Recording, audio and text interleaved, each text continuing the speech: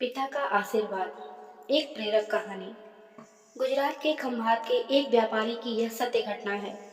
जब मृत्यु का समय सन्निकट आया तो पिता ने अपने एकमात्र पुत्र धनपाल को बुलाकर कहा कि बेटा, मेरे पास धन संपत्ति नहीं है कि मैं तुम्हें विरासत में दूं, और मैंने जीवन भर सच्चाई और प्रामाणिकता से काम किया है। तो मैं तुम्हें आशीर्वाद देता हूँ कि तुम जीवन में बहुत सुखी रहोगे, और धूल को भी हाथ लगाओगे तो वह सोना बन जाएगी। बेटे ने सिर झुकाकर पिताजी के पैर छुए। पिता ने सिर पर हाथ रखकर आशीर्वाद दिया और संतोष से अपने प्राण त्याग दिए। अब घर का खर्च बेटे धनपाल को संभालना था। उसने एक छोटी सी ठेला गाड़ी पर अपना व्यापार शुरू किया। धीरे धीरे व्यापार बढ़ने लगा। एक छोटी सी दुकान ले ली। व्यापार और बढ़ा। अब नगर के संपन्न लोगों में उसकी गिनती होने लगी। उसको विश्वास था कि यह सब मेरे पिता के आशीर्वाद का ही फल है, क्योंकि उन्होंने जीवन में दुख उठाया पर कभी धैर्य नहीं छोड़ा, श्रद्धा नहीं छोड़ी, प्रामाणिकता नहीं छोड़ी। इसलिए उनकी वाणी में बल था और उनके आशीर्वाद फलीभूत हुए और मैं सुखी हुआ। उसके मुंह से बार बार यह बात निकलती थी। एक दिन एक मित्र ने पूछा, तुम्हारे पिता में इतना बल था तो वह स्वयं संपन्न क्यों नहीं हुए, सुखी क्यों नहीं हुए? धर्मपाल ने कहा, मैं पिता की ताकत की बात नहीं कर रहा हूँ, मैं उनके आशीर्वाद की ताकत की बात कर रहा हूँ। इस प्रकार वह बार बार अपने पिता के आशीर्वाद की बात करता तो लोगों ने उसका नाम ही रख दिया बाप का आशीर्वाद। धनपाल को इससे बुरा नहीं लगता। वो कहता कि मैं अपने पिता के आशीर्वाद के काबिल बनूं, यही चाहता हूँ। ऐसा करते हुए कई साल बीत गए। वह विदेशों में व्यापार करने लगा।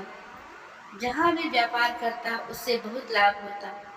एक बार उसके मन में आया कि मुझे लाभ ही लाभ होता है, तो मैं एक बार नुकसान का अनुभव करूं। तो उसने अपने एक मित्र से पूछा कि ऐसा व्यापार बताओ कि जिसमें मुझे नुकसान हो। मित्र को लगा कि इसको अपनी सफलता का और पैसों का घमंड आ गया है। इसका घमंड दूर करने के लिए इसको ऐसा धंधा बताता हूँ कि इसको नुकसान ही नुकसान हो। तो उसने उसको बताया कि तुम भारत में लौंग खरीदो और जहाज में भरकर अफ्रीका के जंजीबार में जाकर बेचो। धर्मपाल को यह बात ठीक लगी। जंजीबार तो लौंग का देश है। वहां से लौंग भारत में लाते हैं और यहाँ 10-12 गुना भाव पर बेचते हैं। भारत में खरीद करके जंजीबार में बेचे तो साफ नुकसान सामने दिख रहा है। परंतु धर्मपाल ने तय किया कि मैं भारत में लौंग खरीदकर जंजीबार खुद लेकर जाऊंगा। देखूं कि पिता के आशीर्वाद कितना साथ देते हैं। नुकसान का अनुभव लेने के लिए उसने भारत में लौंग खरीदे और जहाज में भरकर खुद उनके साथ जंजीबार द्वीप पहुंचा। जंजीबार में सुल्तान का राज्य था। धर्मपाल जहाज से उतर करके और लंबे रेतीले रास्ते पर जा रहा था वहां के व्यापारियों से मिलने को। उसे सामने से सुल्तान जैसा व्यक्ति पैदल सिपाहियों के साथ आता हुआ दिखाई दिया। उसने किसी से पूछा कि यह कौन है। उन्होंने कहा, यह सुल्तान है। सुल्तान ने उसको सामने देखकर उसका परिचय पूछा। उसने कहा, मैं भारत के गुजरात के खंभात का व्यापारी हूँ और यहाँ पर व्यापार करने आया हूँ। सुल्तान ने उसको व्यापारी समझकर उसका आदर किया और उससे बात करने लगा। धर्मपाल ने देखा कि सुल्तान के साथ सैकड़ों सिपाही हैं, परंतु उनके हाथ में तलवार, बंदूक आदि कुछ भी न होकर बड़ी बड़ी छलनियां हैं। इसको आश्चर्य हुआ। उसने विनम्रता पूर्वक सुल्तान से पूछा, आपके सैनिक इतनी छलनी लेकर के क्यों जा रहे हैं? सुल्तान ने हंसकर कहा, बात यह है कि आज सवेरे मैं समुद्र तट पर घूमने आया था। तब मेरी उंगली में से एक अंगूठी यहाँ कहीं निकल कर गिर गई। अब रेत में अंगूठी कहाँ गिरी पता नहीं, तो इसलिए मैं इन सैनिकों को साथ लेकर आया हूँ। यह रेत छान कर मेरी अंगूठी उसमें से तलाश करेंगे। धर्मपाल ने कहा, अंगूठी बहुत महंगी होगी। सुल्तान ने कहा, नहीं, उससे बहुत अधिक कीमत वाली अनगिनत अंगूठियां मेरे पास हैं, पर वह अंगूठी एक फकीर का आशीर्वाद है। मैं मानता हूँ कि मेरी सल्तनत इतनी मजबूत और सुखी उस फकीर के आशीर्वाद से है। इसलिए मेरे मन में उस अंगूठी का मूल्य सल्तनत से भी ज्यादा है। इतना कहकर के सुल्तान ने फिर पूछा, बोलो सेठ, इस बार आप क्या माल लेकर के आए हो? धर्मपाल ने कहा कि लौंग। सुल्तान के आश्चर्य का ठिकाना ही नहीं रहा। यह तो लौंग का ही देश है सेठ, यहाँ लौंग बेचने आए हो? किसने आपको ऐसी सलाह दी? जरूर वह कोई आपका दुश्मन होगा। यहाँ तो एक पैसे में मुट्ठी भर लौंग मिलते हैं। यहाँ लौंग को कौन खरीदेगा? और तुम क्या कमाओगे? धर्मपाल ने कहा, मुझे यही देखना है कि यहाँ भी मुनाफा होता है या नहीं। मेरे पिता के आशीर्वाद से आज तक मैंने जो धंधा किया उसमें मुनाफा ही मुनाफा हुआ। तो अब मैं देखना चाहता हूँ कि उनके आशीर्वाद यहाँ भी फलते हैं या नहीं। सुल्तान ने पूछा, पिता का आशीर्वाद? इसका क्या मतलब?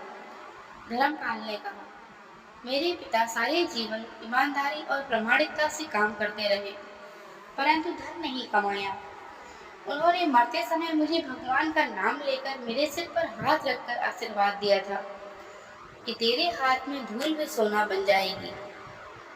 ऐसा बोलते बोलते धर्मपाल नीचे झुका और जमीन की रेत से एक मुट्ठी भरी और सम्राट सुल्तान के सामने मुट्ठी खोलकर उंगलियों के बीच में से रेत नीचे गिराई। तो धर्मपाल और सुल्तान दोनों का आश्चर्य का पार नहीं रहा। उसके हाथ में एक हीरे जड़ित अंगूठी थी। यह वही सुल्तान की गुमी हुई अंगूठी थी। अंगूठी देखकर सुल्तान बहुत खुश हो गया। बोला, वाह खुदा, आपकी करामात का पार नहीं। आप पिता के आशीर्वाद को सच्चा करते हो। धर्मपाल ने कहा, फकीर के आशीर्वाद को भी वही परमात्मा सच्चा करता है। सुल्तान और खुश हुआ।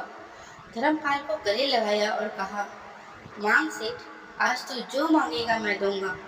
धर्मपाल ने कहा, आप 100 वर्ष तक जीवित रहो और प्रजा का अच्छी तरह से पालन करो। प्रजा सुखी रहे, इसके अलावा मुझे कुछ नहीं चाहिए। सुल्तान और अधिक प्रसन्न हो गया। उसने कहा, सेठ, तुम्हारा सारा माल मैं आज खरीदता हूँ और तुम्हारी मुंह मांगी कीमत दूंगा। इस कहानी से शिक्षा मिलती है कि पिता के आशीर्वाद हो तो दुनिया की कोई ताकत कभी भी तुम्हें पराजित नहीं कर सकती। पिता और माता की सेवा का फल निश्चित रूप से मिलता है। आशीर्वाद जैसी और कोई संपत्ति नहीं। बालक के मन को जानने वाली माँ और भविष्य को संवारने वाले पिता, यही दुनिया के 2 महान ज्योतिषी हैं। अपने बुजुर्गों का सम्मान करें, यही भगवान की सबसे बड़ी सेवा है। दोस्तों, आशा करती हूँ आपको आज की ये कहानी जरूर पसंद आई होगी। अगर आपको आज की ये कहानी पसंद आई हो तो प्लीज़ चैनल को लाइक, शेयर और सब्सक्राइब करना ना भूलें और कमेंट करके ज़रूर बताएं। धन्यवाद।